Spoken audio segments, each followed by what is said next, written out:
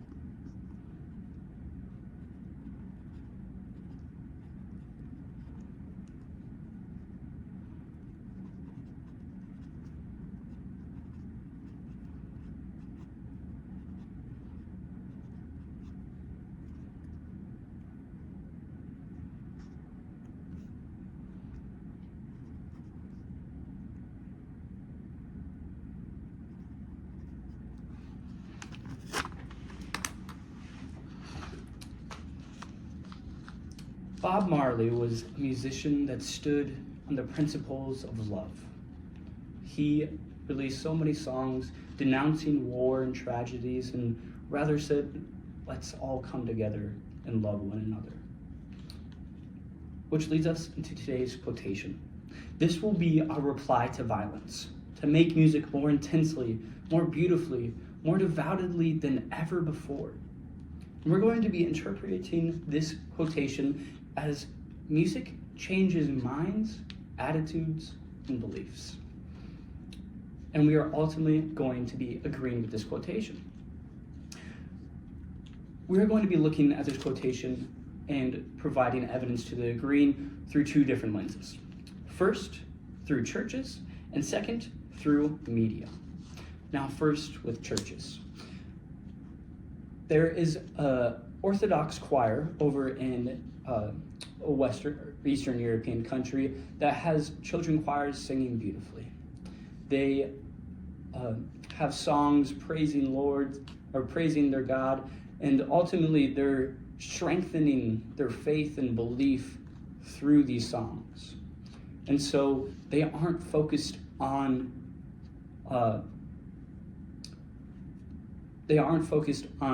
violence or hurting someone else. They're more focused on actually spreading the good word that they see as the truth.